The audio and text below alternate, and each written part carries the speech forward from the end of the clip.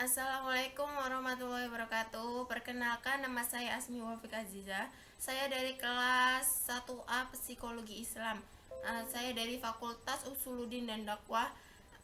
Saya di sini ingin menjawab pertanyaan UAS mata kuliah Pancasila yang telah diampu oleh Bu Azah. Nah, di sini ada 4 soal dan saya ingin menjawab 3 soal yang terdiri dari nomor 2, 3, dan 4. Nah, yang nomor 2 ini adalah berikan 4 contoh implementasi Pancasila dalam perumusan kebijakan pemerintah dalam bidang politik, ekonomi, sosial, budaya, dan pertahanan keamanan. Nah, terus di sini saya menjawab nomor 2. Pancasila itu kan harus menjadi petunjuk hidup warga negara menuju daya saing bangsa. Nah, Pancasila sendiri itu memberi koridor kehidupan, kebangsaan, dan kenegaraan baik dalam konteks internal maupun eksternal.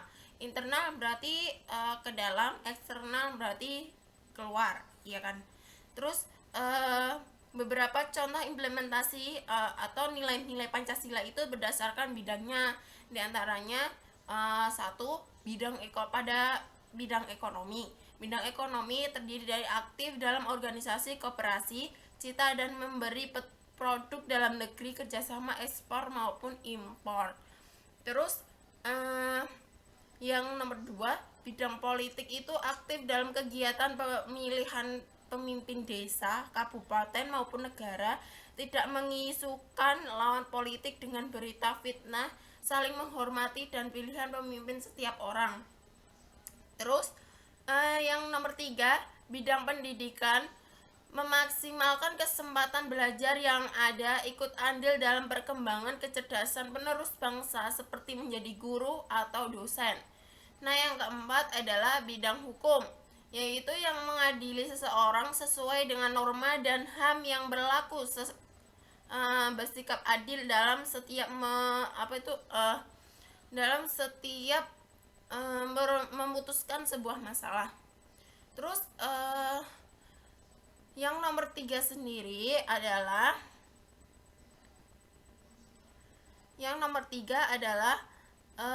bagaimana peran mahasiswa atau mahasiswi untuk mengatasi persoalan intoleransi dan radikalisme di Indonesia. Nah, di sini saya ingin menjawab ya nomor 3.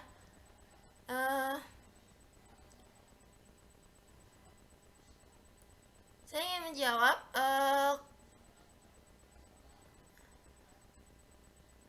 Koordinator Pemuda NKRI Sumatera Selatan itu yang bernama Ahmad Marzuki dalam kesempatan tersebut itu mengatakan bahwa gerakan intoleransi yang terjadi diduga sudah didesain oleh sekelompok orang yang tujuannya untuk memanfaatkan keadaan. Nah, disebutkannya juga terkait gelaran pilkada serentak di 7 kabupaten kota di Sumatera Selatan meliputi Kabupaten Oku Timur, Oku Selatan, terus Ogan Ilir, sama Musirawas. Nah, kita berharap isu kesukuan ini tak menelurkan terjadi gerakan intoleransi dan menimbulkan konflik dan gesekan sosial di masyarakat, ucapnya. Nah, terus sudah seharusnya kita itu mengapresiasi dengan keadaan zero konflik di provinsi tersebut yang telah kita banggakan ini, dan harus selalu kita jaga bersama. Terus bagaimana kita sebagai generasi muda, generasi milenial itu ingin tetap melihat Indonesia ke depan mungkin sampai suatu hari sebelum terjadinya akhir hayat kita, nah itu masih utuh. Karena apa? Karena masih dalam kondisi damai dan harmoni. Terus maka seringkali kita jumpa kaum muda atau pemuda menjadi operator dalam setiap momentum apapun. Terlebih dalam hal ini sektor ideologi yang radikalisme dan mengandung sikap intoleransi itu terhadap sebangsa. Nah, kaum muda itu sekarang itu sangat mudah bersikap intoleransi karena bertindak radikalisme jika dirinya itu tidak ada benteng untuk bercengkrama dengan ideologi atau paham yang baru dikenalnya. Terus ditambahnya dengan diskusi ini, HMI itu berinisiatif memberikan rangsangan bagi pemuda Indonesia dan bagi bangsa. Terus yang nomor 4 adalah ini jelaskan 2 contoh kearifan lokal. Nah, kearifan lokal yang ada di sekitar aku tuh sebenarnya ada banyak sih, tapi saya cuma nyebutin 2 aja. Yang pertama itu cincowang ya. Yang pertama cincowang, yang merupakan itu sebuah jenis upacara yang berguna untuk meminta hujan.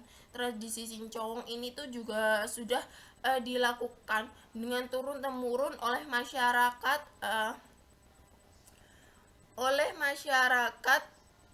yang oleh masyarakat turun temurun untuk bisa melestarikan budayanya. Dan tradisi ini juga bisa menunjukkan suatu permintaan kepada Yang Maha Kuasa itu apabila tak ada keputusan di setiap perintahnya. Nah, yang kedua itu adalah sadranan gunung. Yang kedua itu merupakan kearifan lokal yang diadopsi di daerah Jawa Tengah, biasanya sebagai bentuk mengucap rasa syukur atau berterima kasih terhadap leluhur dan alam. Nah, kearifan lokal ini itu diselenggarakan 1 tahun sekali pada Selasa Kliwon. Menurut penanggalan Jawa itu setelah panen pertama pertengahan Marengan Palaujaya. Nah, pelaksanaan kearifan lokal ini tuh telah dimulai dengan melibatkan warga untuk memasak sesaji yang akan dihidangkan seperti ketupat, uwi, gembili, embong, garut, getuk, cemplon, ayam panggang, ikan kali panggang, dan lainnya. Cukup sekian jawaban dari saya, kurang lebihnya mohon maaf. Wassalamualaikum warahmatullahi wabarakatuh.